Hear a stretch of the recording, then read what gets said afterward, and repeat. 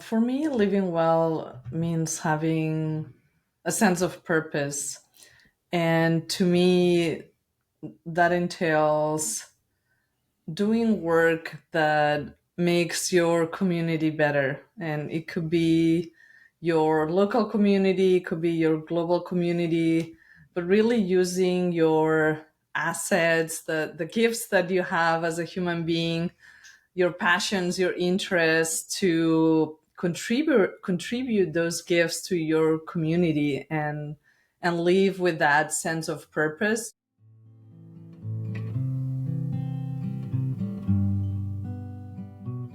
Hello, everyone.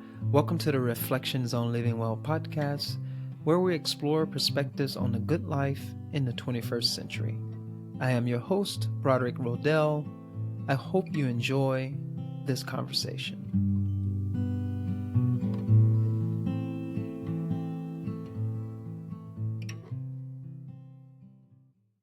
Hello, everyone. Welcome back to the Reflections on Living Well podcast. Today, our guest is Dr. Lorea Martinez.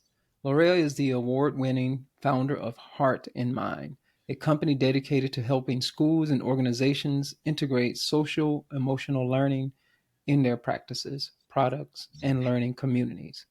She has worked with schools, districts, and organizations to guide social emotional learning implementation efforts, including training teachers and leadership teams, and provided guidance to educational technology and media companies to help them integrate social emotional learning in their products. An educator who has worked with children and adults internationally, Dr. Martinez is a faculty member at Columbia University Teachers College, educating aspiring principals in emotional intelligence. She has conducted extensive research in the social emotional learning field with a focus on social emotional learning implementation principles, emotional intelligence, teacher preparation, and school climate.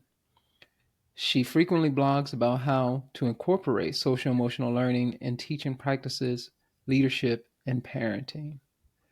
Hi, Lorea. How you doing? I'm doing well. Glad to be here. Yeah, good to see you. I'm happy that you're here as well.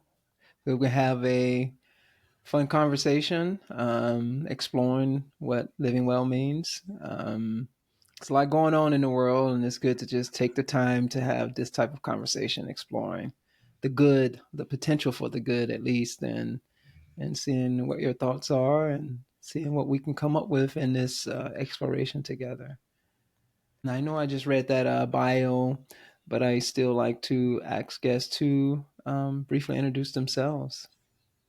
Yeah, I can say that I'm an educator at heart. I've spent my whole career working in education, first with kids, and now mostly I work with adults. I'm also a mom, so I get to raise two wonderful girls.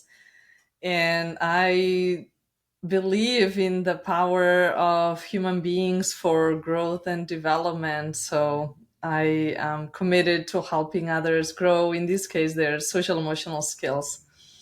Hmm. Yeah, well, that's wonderful. You've dedicated your life to education. I think education is extraordinarily important. That's how we learn everything. Be it we're being educated by our parents or by the community we find ourselves in or educational institutions. Education is the key to ultimately living well and having a good life. But not just that, but just existing in the world requires some level of education. So while we're here, we're going to start with at the very beginning. I like to start at the very beginning here to explore to ask you that question. What does living well mean to you? Yes, for me, living well means having a sense of purpose. And to me, that entails doing work that makes your community better. And it could be your local community, it could be your global community, but really using your assets, the gifts that you have as a human being, your passions, your interests to contribute those gifts to your community and live with that sense of purpose. To me, that's the foundation of living well. Knowing that you have a why when you get up in the morning, that there's a reason for you to get up and do good things in the world. Mm, nice. That's very succinct.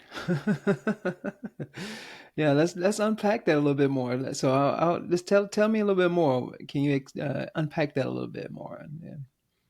Yeah, so in my personal life, I have been fortunate to live my purpose and be able to know that my actions and my contributions were able to contribute to the betterment of when I was a classroom teacher to help students, and now in my work with social emotional learning to be able to help adults develop their skills. And there are times when things don't go your way or you have a difficult day, you are not feeling up for the challenge, and purpose really is what keeps you going, right? Is that sense that what you do matters in the world. Your actions, the way you are with yourself, the way you are with other people really matters. So those days with which, I have, like everybody, when I'm doubting myself or I'm doubting what I'm doing here, I go back to my purpose, and in a simple way, I have a sentence that defines my purpose, and it is to grow heart potential. And that's what I try to do in every interaction. So it's not only in my work with educators and organizations, but also in how I live my life. So I try to approach situations and my interactions with others from that place, from the belief that everybody has potential to grow their hearts. And we can talk about what heart is if you want. Awesome, awesome. Definitely, I want to do that. And yeah, the reason why I asked you to unpack it a little bit more is that a lot of times folks talk about purpose and live your purpose, and because I'm with you. I actually agree with that. I think if we find out what our purpose is and bring that through that purpose, bring our gifts and talents through the world, we're facilitating well-being not just for ourselves potentially, but we're potentially facilitating well-being for others in the process. Because those of us who found our purpose, who we there's a sense, there's a feeling that comes with that is, even when it's hard, even when life is difficult, but knowing that you're fulfilling your purpose, it like you said, it it gives you the why, a reason for waking up in the morning and getting your day going, even when it's hard, even when life is challenging. When you feel like you found your purpose, it drives and motivates you even through the hard and difficult times of life. And that's a part of life. Life is full of suffering. It's full of challenges. It's full of discomfort, and knowing that you have a purpose can help you navigate those moments, those times of difficulty and challenge. So, how, I mean, I know this is a big question, and um, but I'm going to ask it anyway. So, how does one find their purpose? How do you know you found your purpose? Yeah.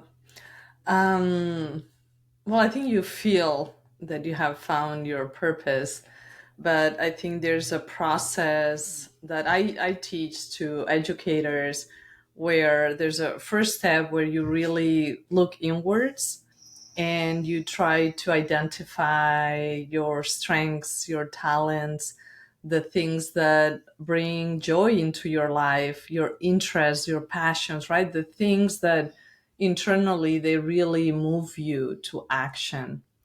And then there's a second part, a second step where you are looking outwards and you are seeing, what are some problems, some challenges in my community And again, it can be your local community, it can be your global community that you would like to work on. Maybe you are very interested in the environment, or you want to reduce um, the use of plastic, or you want to help people. Like there are so many things that you can do, right? Many challenges that we have in our communities. And truly purpose lives within the space between that inward process and then the looking outward at those challenges and those issues that you want to work on. And the process of finding purpose, it's not something that you are gonna find right away. Sometimes to me, to be able to say that my purpose is to grow heart potential, it took me, more than 40 years to find that simple sentence that defines my purpose. So it is truly a process of asking those questions. How do I want to contribute to my community? And it helps to try to write a sentence to say my purpose is, and kind of brainstorm, like engage yourself in that process and really look at what feels right in your heart. At the end of the day, it needs to be something that it's important to you as an individual. So it cannot be something that your parents told you that you had to do, or that you are fulfilling your partner's expectations or your own kids' expectations. Truly is a process that needs to be meaningful to you as an individual, that speaks to your own heart. And I think that it is, once you find it, it feels like everything comes into place. Like there's a sense of clarity about how you can move forward in your life. And something that many the educators that I work with, they are surprised because they think that this is something that you do once in your lifetime and it's over. But truly, it is a process that you revisit many times during your lifetime, because our human experience changes over time, right? Maybe you become a parent, or you become a grandparent, or maybe you go through a divorce, you change where you live, you change states, or you go live abroad. There are so many experiences that change us, and our purpose will evolve with that. So even, if someone was really clear that they wanted to be a teacher, but then later on in life they discover that they want to do something else, that's okay. But I think that keeping that sense of purpose and keeping asking the question, am I living um, in alignment with my purpose? I think that's the hardest question you can ask somebody, because it's a work in progress. We are always trying to work on making the choices that bring us closer to our purpose. Oh, I love it. I love it. I wanted to ask you that question because I thought it would be important for us to unpack that, because a lot of people do think that, oh, I found my purpose. It's just one thing. But no, it's an evolving process. Purpose is a process. And it evolves over time because we're constantly changing and shifting. The world is shifting. And therefore, our purpose shifts along with that process. And I love how you say it's a feeling. I think that it is a feeling. It can't be reduced to words. It can't be reduced to some categorical box. And like, okay, then your purpose is these set. If you do these five things and answer these five questions, and you will find out what your life purpose is by answering these five questions. No, it's not like that. It's not that simple. It's embedded in how we feel about our relationship with the world. There's something that you keep bringing into this is, how is our purpose related to service? How is our purpose related to others? So, you said from the beginning, living well is finding your purpose and then doing something in the world, ultimately doing some type of good in the world, some type of service in the world. And as you're unpacking how one can find their purpose, you're also saying, okay, then what feels good to me basically inside. Let me look inside and explore by asking those questions. And then where is the need in the world where I can serve, where I can bring about something positive in the world through my actions. I think that's beautiful. And I love that. I love that purpose is tied and bound to my purpose is tied and linked to others in some capacity. I think that's very beautiful. Um, And I would add also that purpose includes yourself. yeah. So sometimes there is a perception that purpose is giving yourself to others fully with no attention to what that does to your own well-being or sense of self. And actually purpose includes yourself. And that means that you are giving that same care and attention that you intend to give others, that you are including yourself in the equation. And that is also it's a high stake, because sometimes we forget ourselves in that process, and is sometimes difficult to recognize that we are worth that same love and that same empathy and compassion that we want to provide others. But I have found that when you don't include yourself in that equation, your bucket will empty at some point, right? It could be a year, it could be 5, it could be a decade. But eventually, if you don't include yourself in that equation, you will run out of gas. So it's important to, as you are thinking about, like, okay, what is my purpose? How do I want to be in this world? That you also take the time to include yourself in that process, right? So you are connecting and really giving yourself what you need in order for you to be present and available for others. Absolutely. Yes. Yes. Yes. I guess that to me, that ties back to feeling. If you're in tune with your feelings and, sometimes I feel like, oh, my purpose is, I don't even want to bring up anything political. I mean, not use that as I don't even want to bring it up as an example. But our purpose may be to, I want to, I don't know, teach in the prisons, for instance. And it's really not our purpose. We're doing it because we feel like that's the right thing to do. And Mm-hmm. we end up draining ourselves by doing that. And we're bumping our heads up against friction and unnecessary friction, blockages in that process. And we want to do it just because we think that's the right thing to do. And then we want to say it's our purpose to try to self motivate, I suppose, to do that. Because I've known folks that's done things like that. And that's right. It's okay to do things out in the world that you think is a good thing to do. But like you said, though, be careful about saying that that's your purpose, though. You can still do that, and you can still go out and find something that is in line with your purpose. Because if not, you're going to be drained. And yeah, even as you do your purpose, do things that's in line with your purpose. You still need to.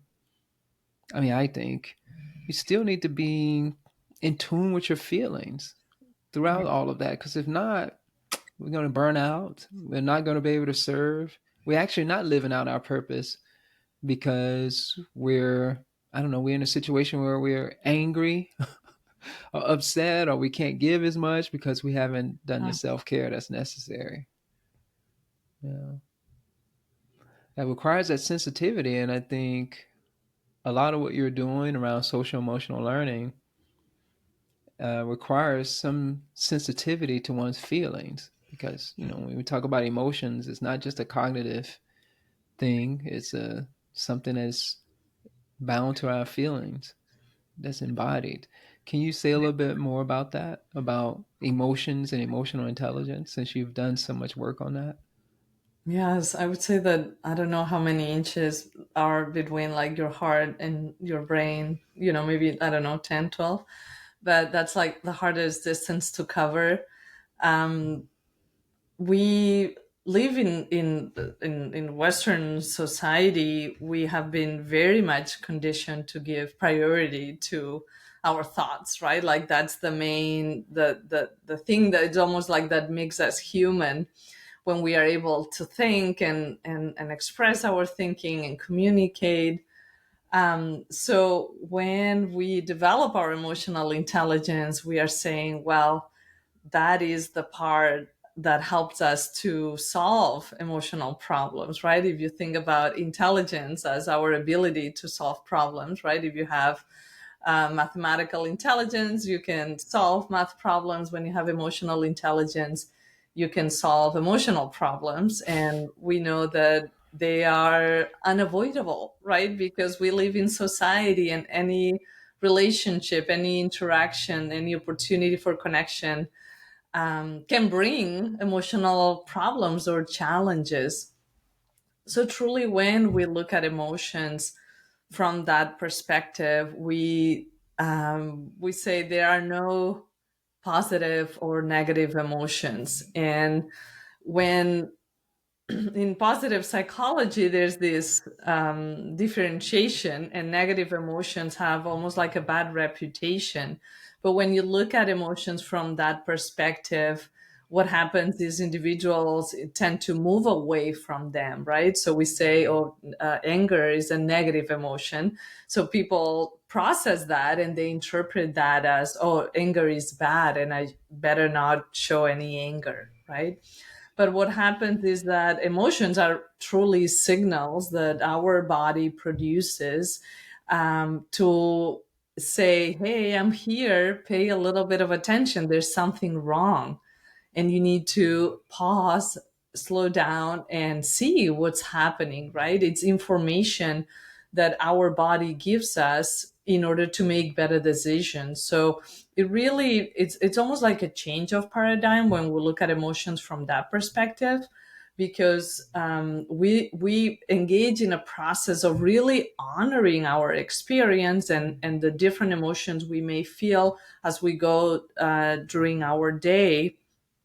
And we are decoding that data and asking, oh, but why am I so upset about this situation? Really, you are trying to figure out what is the message that emotions are trying to give you. And when you do that, that decreases the intensity of your emotions, and you are really creating that space of asking neutral, curious questions to be able to identify, oh, that's the message, that's what that emotion is trying to tell me. And then emotions don't become something that control your behavior. You are using them as additional data, the same way that you are paying attention to your thoughts, your own behavior, the behavior of others. You are incorporating that data in your repertoire to help you make decisions. So really, another source of information that we have and that we should be paying attention to. Absolutely. I mean, it's ancient, right? But prior to our capacity for cognition, even in an infant, I mean, it's pretty much driven by feelings, emotions. Yeah. Where are my feelings driving me?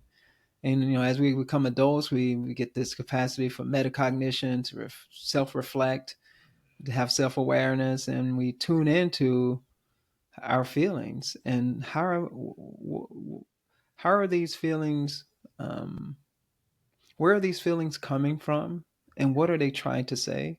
So these things that you mentioned in the beginning, asking yourself questions about discovering your purpose, having some sensitivity to how you're feeling. I think that's linked to emotions, because Yeah. I think when you're talking about burnout, or we're not taking care of ourselves, I think, to me, that's a signal that we're not listening to our feelings. We're not tuned into our emotions. um, I think that there some benefit to labeling emotions. Sure, I think that there's some benefit, but at the end of the day, it requires you not to get caught up into the intellectual category or the cognitive category that we've created for that emotion. And sometimes that happens. We tend to, like, okay, anger is all of these different things. I'm like, no, no, no.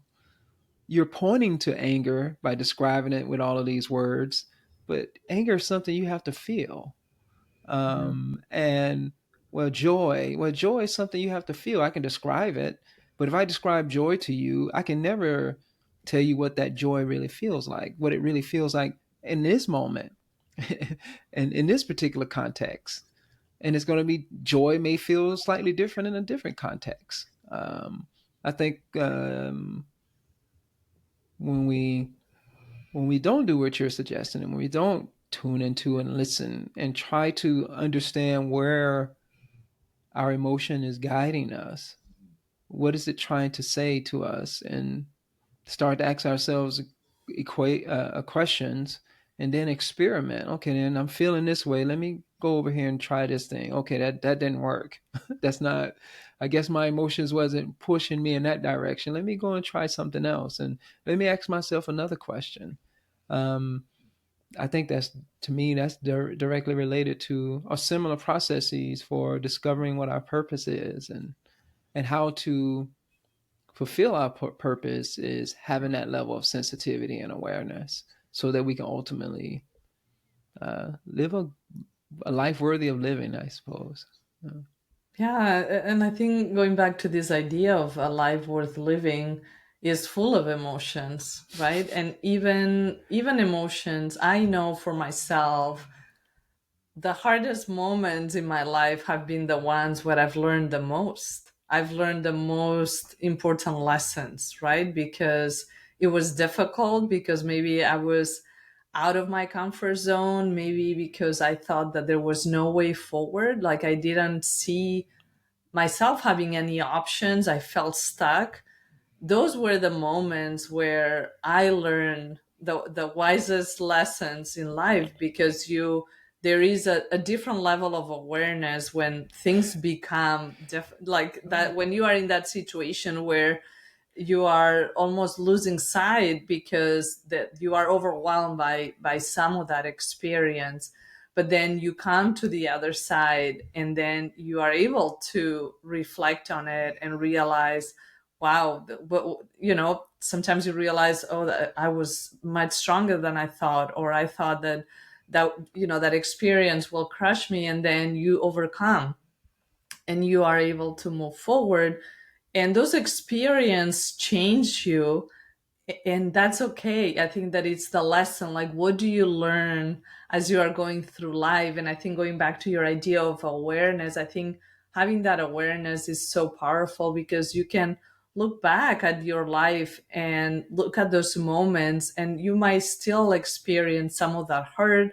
or some of that disappointment, whatever that is, but you can also see your evolution as a human, right? How that changed you and where you are today, the lessons that you learn, and how if we learn something important, you don't get yourself back in that same situation, right? We learn something about patterns, and being able to say, oh, next time I'm about to cross that bridge, maybe I'll think about it twice, right? I'm not gonna go that way again, because I know what's on the other side. I think that, to me, it's almost like that's the definition of wisdom, right? When you can learn the through your life experience and be able to talk about it, right? To explicitly say, that's what I learned, right? This happened to me. This is what I did, how I responded to the situation, the emotions I experienced. And this is what I learned from having lived that experience. And I think that the knowledge that we have around those lived experiences, we don't talk about it enough. One of the one a piece of the work that I'm doing now is creating these communities of practice with teachers, and there's so much value in sharing stories about how we live well, right? It's almost like creating a space where people can talk about not only the things that go well, but also the challenges and how they are trying to work. And then realizing, wow, you don't live in my hometown, maybe you don't look like me, but we have that point of connection because I can relate to your emotional experience. And there's something powerful about feeling seen that way, and also being able to share with others and realize that you are not alone in your human experience, that other people have similar situations or have gone through a similar path, and they can relate to what you are going through. And sometimes they have words of wisdom, and sometimes they are just there to listen. Oh, I love it all. Being sensitive to our experience and having that awareness of our feelings. And I think you're right that, yeah, we talk about humans have a negativity bias. We tend to feel pain, tune into that pain more than we do when we're feeling moments of joy. Um, but there's something to that. I feel that way. The hardest times in my life, I've learned so much. Because you're talking about awareness, boy, you really shine the light of awareness on that. You're like, okay, then this is very uncomfortable. What is going on here? What's happening in my life?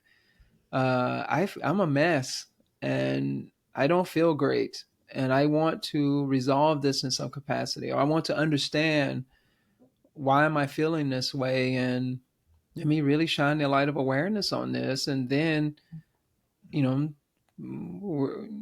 how do I process this? How do I use language to try to make sense out of this experience and explore based on that sense making of my feelings? And pain will do it to us, boy. It will. It will make us look at a situation because we're just evolutionarily we want to move away from pain. Yeah. And when we have these painful emotional experiences, they're like teachers. I think the great feeling emotional experiences are also teachers. We just don't tend to listen to them in the way that we do when we're under distress of some sort. And I just think that that's spot on, and that's a part of living well. The idea of living well is not that it feels good all the time. Right. The idea of living well is that I'm learning, like you're saying, you're learning, you're discovering in the process of living, and you're making adaptations according to what it is that you learn from your experiences. Man, that's a good life, and it doesn't mean that it's all pleasurable. It just means that you're learning from your experiences, you're tuned into your feelings, you have some capacity to process those feelings, and you experiment in living based on that processing, and that translates to wisdom. And yeah, I like all of that. And you also go ahead. Go ahead. And also for people to see that they have options, right? I Mm-hmm. think that what having that emotional awareness creates is a little more space, Yeah. right, between you and your thoughts, your own emotions, and also your behavior. So as you are tuning in to your emotions, you can realize, well, I have different options to process my feelings or to interact with this particular situation or this person who's in my life who's being very difficult. And when you create that space, then you can look at the situation more with more neutrality and curiosity, right? I always Mm-hmm. encourage people to look at it with curiosity. Oh, what's here for you to learn, right? What are some of the alternatives that you have? And that's really to me, that's a place of freedom, because when you are too caught up on your own emotional experience, you don't see beyond that, right? Or when you are engaging with your thoughts, or your thoughts are almost triggering your emotions to be heightened, or you are not able to, you are going back to patterns in your behavior, you are not using that space, right? You are kind of like going to your old habits of how you would respond to any situation. But when you have that space, you can see, okay, what are some alternatives here, right? Maybe in the past, the way that you confronted a conflict was to really go straight, to this person and have the conversation and clear things up and just share your opinion. And maybe there's a different behavior that you can engage in, right? Maybe you wait a little more to see what happens, or you let the other person approach you, right? And we are all different, but I think thinking about what are these alternatives, what are the choices that I have, that's another such an important skill to live well, because it gives you that opportunity to not feel trapped, to feel like even with your emotions you have choices, right? If you are feeling like there's no hope for the future, like many of us are feeling today, maybe there's a different perspective, there's a different way you want to feel. And thinking about, back to our conversation on purpose, what can I do today to put myself in a different emotional experience, and maybe getting active, or building community, or going out and talking to your neighbors, or reaching out to your people will help you get there, right? So it's also looking at how those three things, our emotions, our thoughts, and our behavior, are interconnected, and they influence each other. And we always have choices, but we have to realize that we have those choices in order to move forward with more opportunity and more space in our lives. Yes, absolutely. Um, yeah, the importance of distance, creating some type of distance in your experience and having the view of the observer. That's the benefit of mindfulness types of practices, is that it helps cultivate our capacity to be an observer to our experience. Not disconnecting from our experience, but while being connected to our experience, can we take a bird's eye view? Can I be a witness to my experience and not just be trapped by my experiences? It's almost like where there's this, I know in the yogic and Buddhist tradition, they talk about attachment. And what they're referring to, when we're attached or we're clinging to our experience, we don't have that distance. And then we're just like for instance, our emotions, we're just like a yo-yo. Just our emotions are just swinging us back and forth all over the place, and we're not adapting, we're not adjusting. And the reason why we're not adapting or adjusting to those emotions is because we don't have that bird's eye view. We don't have that awareness, that sensitivity to it. And we're just thrown around. And that happens with the thoughts as well, not just emotion, thoughts as well. And the mind is, like they call monkey mind. It's just all over the place, coming up with all kinds of crazy stories. And if we don't have a bird's eye view, or we don't have an observer or witness view or perspective, it's going to be very difficult to make sense out of it. Those are very important things. And another thing that you just mentioned too is agency, that we do have some Mhm. agency. I'm not going to get into a silly argument about free will, but but that we do have a capacity to choose. There is some agency there, and we give ourselves a greater capacity to choose when we are able to step back away from our experiences, so to say, with as a witness, as an embodied observer of our experiences. Now from there, I can gain a little insight as a result, and then from that insight, I can choose.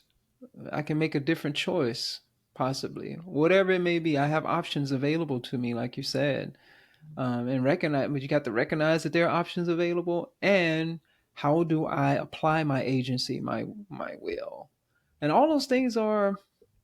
And I know we're having this discussion, and I just want to share with the audience that we're not saying this is easy. I don't think you're saying it is easy, because there's a lot of skill sets involved. The capacity to be self-aware and have take a bird's eye view, man, that requires some practice. To tune into your feeling, to discover the differences in feelings, that requires some practice. Having the capacity to analyze your experience, that requires some type of practice in cognitive engagement, or I don't know, what is it, cognitive analysis, that requires some some practice to do all of those different things. Yeah. Yeah, and if you think about adult learning, where are the spaces where we can learn these skills?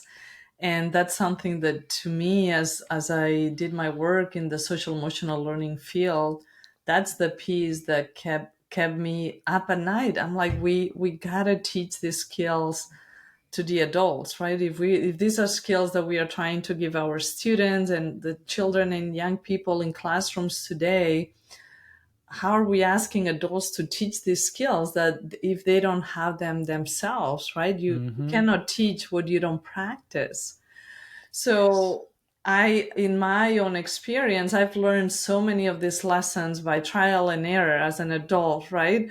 And I've made so many errors in my life, and I wish that I could have gone and have a little more skill from the beginning, right? Like if I had received some education around how to handle your own emotions, right? And I think for many adults, we have learned the hard way, right? When you were in moments of crisis or when you had a really difficult situation. And my hope that is as this becomes more mainstream, if you will, that we are creating more and more spaces for adults to learn these skills, because these, we're talking about skills. These things can be learned, they can be taught. As you were saying, you develop them with practice. It's not easy. I think that it requires a certain level of courage, right? To admit, hey, I'm not a perfect human. I have my, my blind spots. I have some weaknesses, or maybe some areas where I'm not paying that much attention. Maybe, there was something difficult that happened in your life and it's hard for you to go there.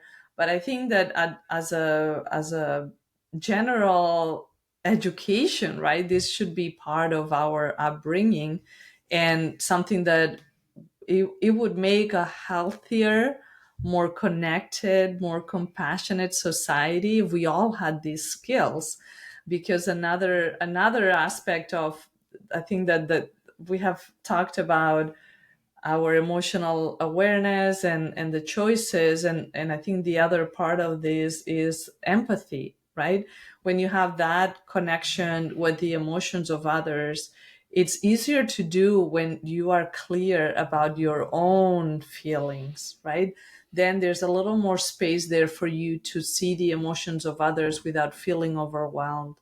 So when we develop these skills, I think we can show up more authentically in the world. We can really be the person that we want to be, not just in our families, but you can look back at your life and say, wow, I'm proud of how about my presence, about how available I was to others, or how I treated myself, right? And the beauty of this is these skills can be learned. Is can we create more spaces and more conversations like this, where we can talk about the benefits of doing this work and ways in which we can engage with this work. Mm-hmm. Absolutely. Yeah. I think it's a reevaluation of how we view education and the purpose of education. I think we look at education as merely something that happens in institutions, when education is a lifelong thing. We're here to learn. We're learning. You have to learn. You learn something every day. And it's how do I take that on, and how do I use, like you said earlier, use my curiosity to help me gain more insight into this game that I'm playing in this life. You can refer to it as a game, or this theater that I'm involved in. What am I doing? I have this creative capacity available to me. I have some agency. What am I choosing um, in this experience? And that requires education. It requires learning. And we have to just transform the way we think about things. And I think we do that by having conversations with each other. Hopefully, these types of conversations are beneficial to others. I benefit from it tremendously. Exploring these ideas and thinking about how they could possibly be beneficial to living a good life or living having a life worthy of living. And the conversations in and of themselves are is an educational process. It's a process of learning when Yeah. we exchange and explore ideas with each other. Um, it can be an argument, it can be a debate, but it doesn't have to be. It can be like what we're doing, just exploring. Hell, I don't know anything. I'm just, exploring what little I understand from my experience. But when I share things, I'm like, what do you think about that? And does that make any sense? Or like listening to myself present an idea in a moment. And all of that is a process of discovery and learning, which is I think is essential to having a good life. Yeah, and I think in that process there's a lot of unlearning Yeah. that we do because, if you think about your life and growing up and the experiences that you go through, the kind of school you went to, in your family, your social cultural context, all of those elements influence who you are as a person. And there are certain lessons that we have collected over the years that don't serve us well today. So I Mm-hmm. think a lot of this work, and this is a conversation I have with teachers quite often, is what are those things that you need to let go of or unlearn, right? Things that um, lessons that you picked up, things that you picked up along the way that they are not helping you be the person that you want to be or live well, right? And I remember this one teacher and whose mom had said, don't cry. I don't want to see you crying. Like, see you crying. I'm going to give you a real reason for you to cry. So Mm-hmm. the lesson that she learned was like, don't show your feelings. You are feeling sad. You're feeling overwhelmed. Do not cry in public. Like, hold it in, and just kind of like swallow, suppress, and just make sure that nobody sees that. So when you are told that as a kid and you become an adult, you are still carrying that lesson, right?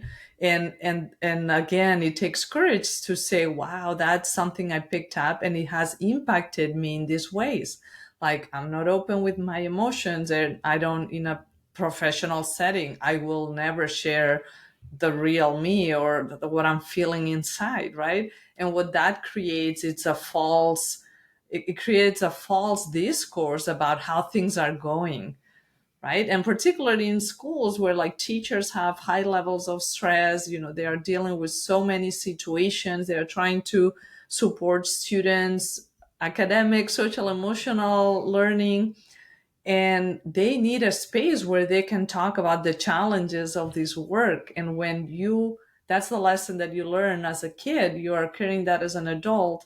It takes some practice to say, oh wait, that lesson actually is hurting me because I'm feeling burnout, because I'm not feeling well at work, I feel stuck because I'm not able to express my emotions. So it takes a little bit of, well, first that awareness to realize that particular situation in my past is impacting my relationship with my emotions today. And then to be able to create alternative behaviors, right? Alternative ways, different pathways to get me to be more in touch with myself, right? So this again, like, I think that the work of developing your emotional intelligence, a big part of it is actually unlearning those lessons that are dragging you down, truly.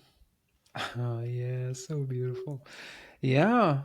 All these pieces you keep bringing in and in this process of tuning into ourselves, gaining insight, we need to make changes. We're constantly adapting our behaviors and our ways that we see things in the world to the current situations. A lot of times we've had to adapt, like that example that you gave, which is a very um, I'm going to say popular. It's a very common example where a lot of kids are told that they should not cry.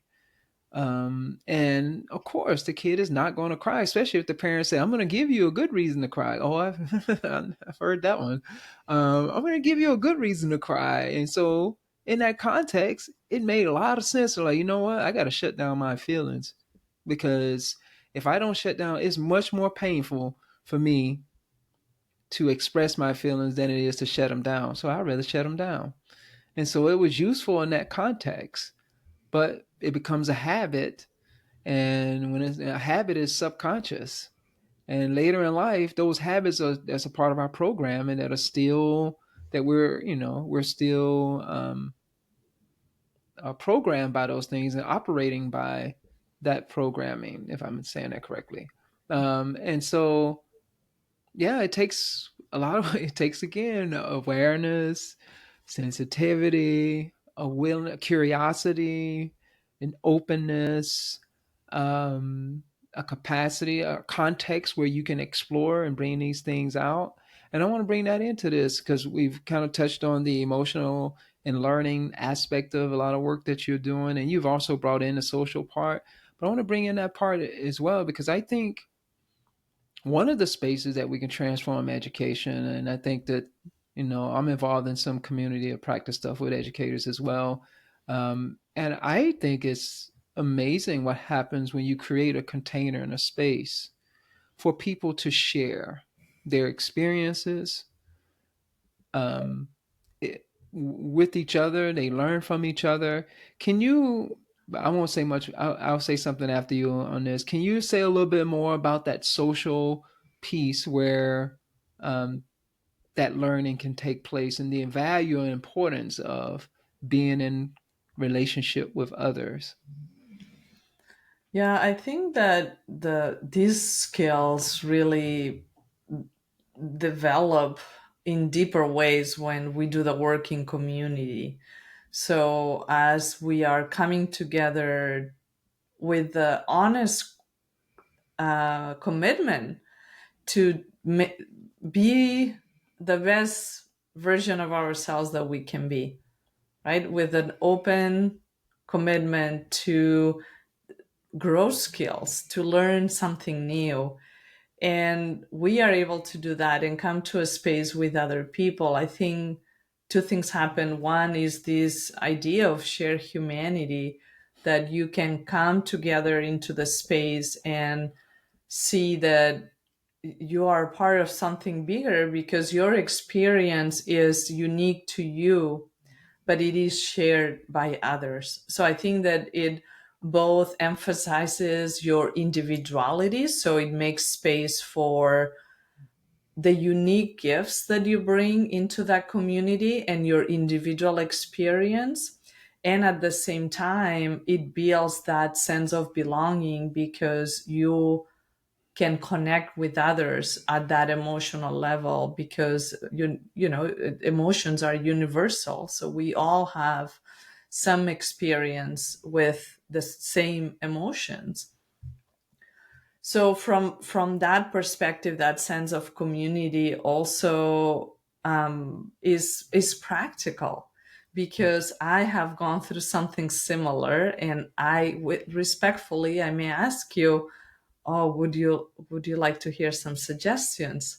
And maybe you say no, and that's okay, but maybe you say yes, and I can share things that have worked for me when I was in a similar situation, right? So I think that exchange where people that have different racial cultural backgrounds can come together and have that open conversation with the goal of improving themselves. It is very powerful. And one of the things that I experience with these communities of practice, people don't want them to end.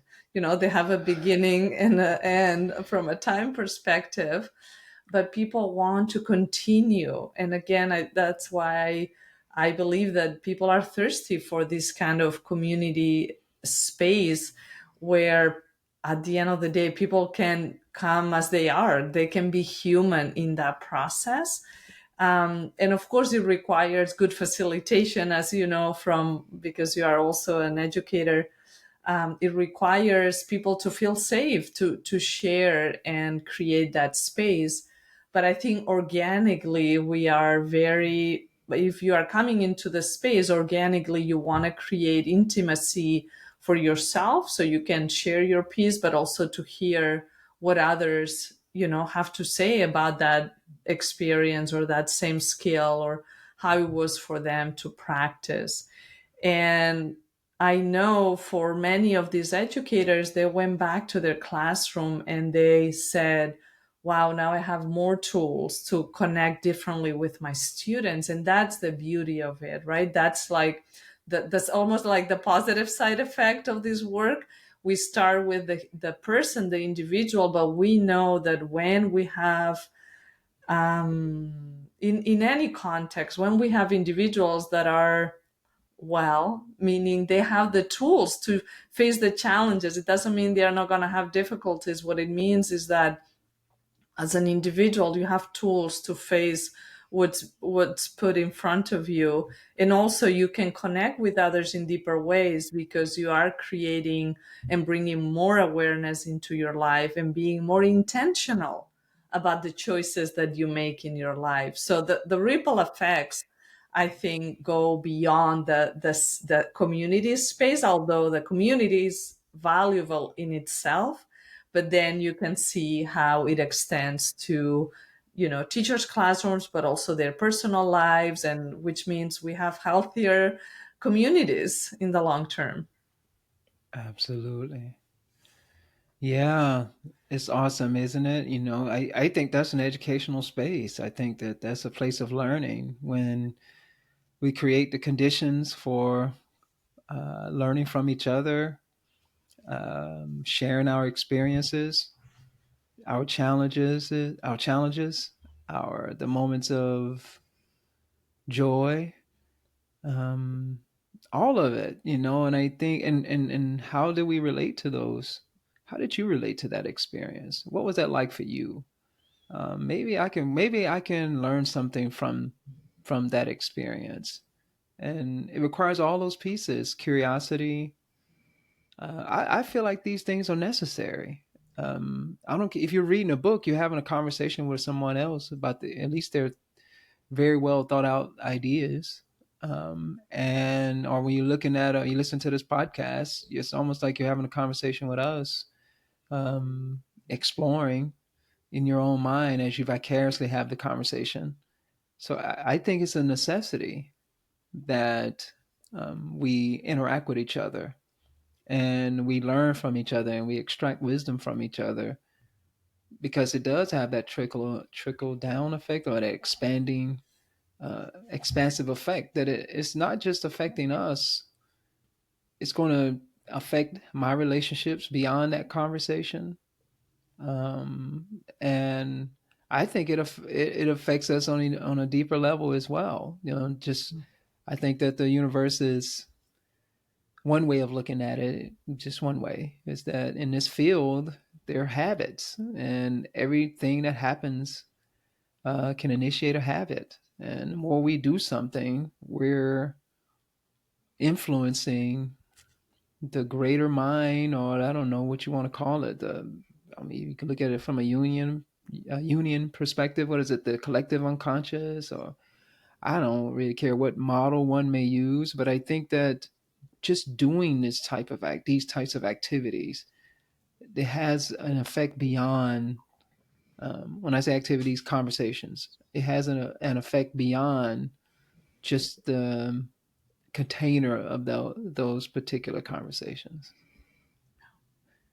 I mean, we grow, we learn, and we can make those adaptations like that you mentioned earlier, or making changes. And if it can help me be a better person, it can affect how I show up in the grocery store. I know how I show up in my work. So this is good stuff. It's like we need each other and all of these skill sets. Yes. And I guess it's a skill too to communicate with another person. That requires a social intelligence or interpersonal intelligence, however one wants to say it. But the only way that happens is just practice. You just got to keep doing it, keep talking with each other, keep being open and curious, and having some vulnerability too, being in a trusted, safe space where one can explore and open themselves up. Yeah, this is good stuff. I know we're coming to a close here. Um, can you say, I know, I think, do you want to say anything else about those things? Because I'm going to ask you about heart, briefly. Can you just say a little bit about it? And maybe we'll have you come back onto the podcast later and really unpack it. But you can add whatever you want to what we've talked about before, or you can do it through explaining what heart is. Well, so we actually have gone through HARD just in our conversation. So HARD is an acronym that stands for five essential social emotional skills. So H stands for honor your emotions. And we talked about that in how we see emotions, the fact that we want to look at them not as negative or positive, just as data, and not ignoring them, not suppressing them, but really creating a space for them to tell us what's the message, right? What is the information they are trying to communicate. Then the E stands for elect your responses. And we discuss the options that we have in our lives, how we make choices, how we create that space to engage with our thoughts, our emotions, our behaviors. The A stands for apply empathy. And that's why I was bringing it up also in how we connect with others.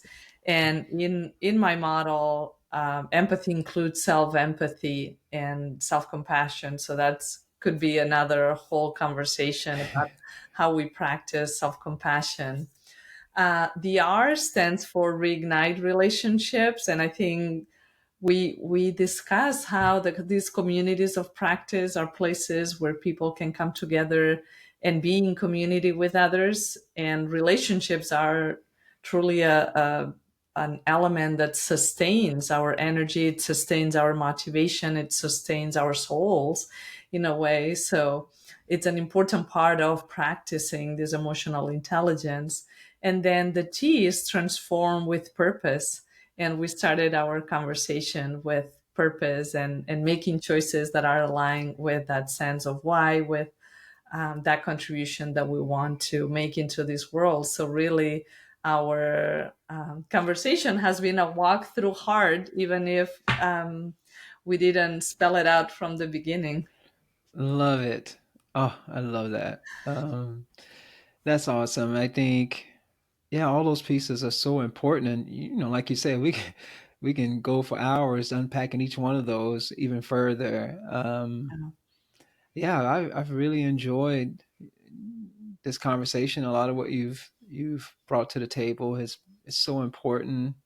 Um, yeah, it's so hard not to go into too much detail about any one aspect of these things. This is not the not yet. This is not a 3 hour one. Just This going was for just the about. teaser. This is a teaser. Exactly.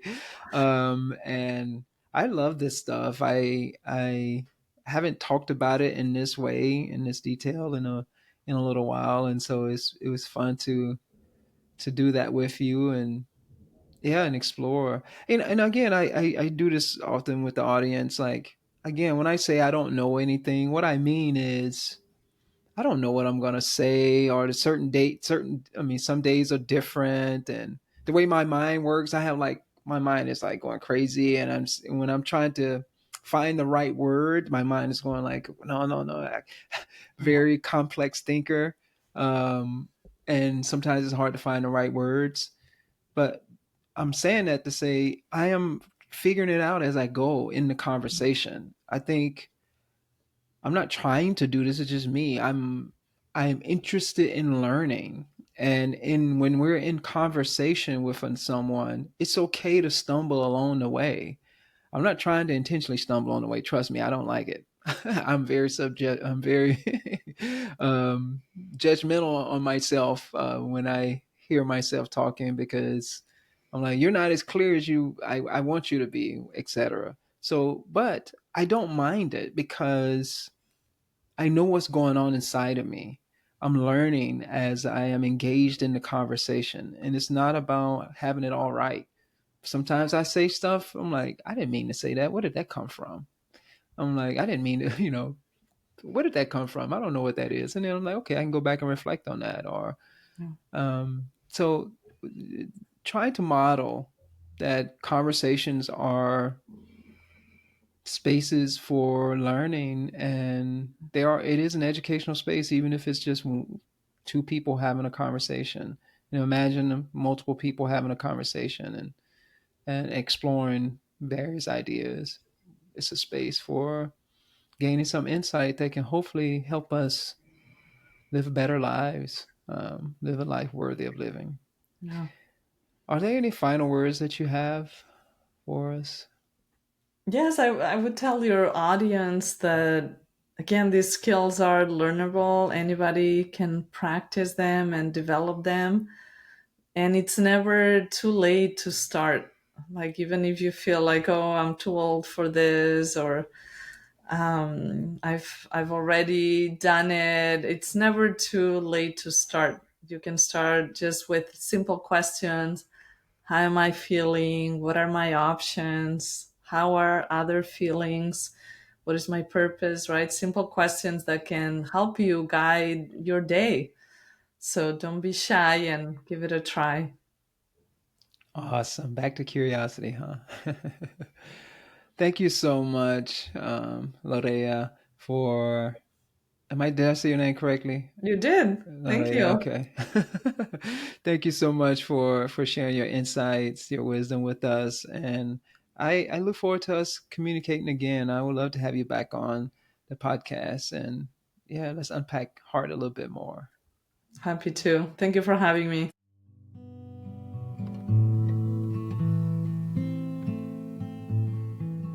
Thank you so much for tuning into the show.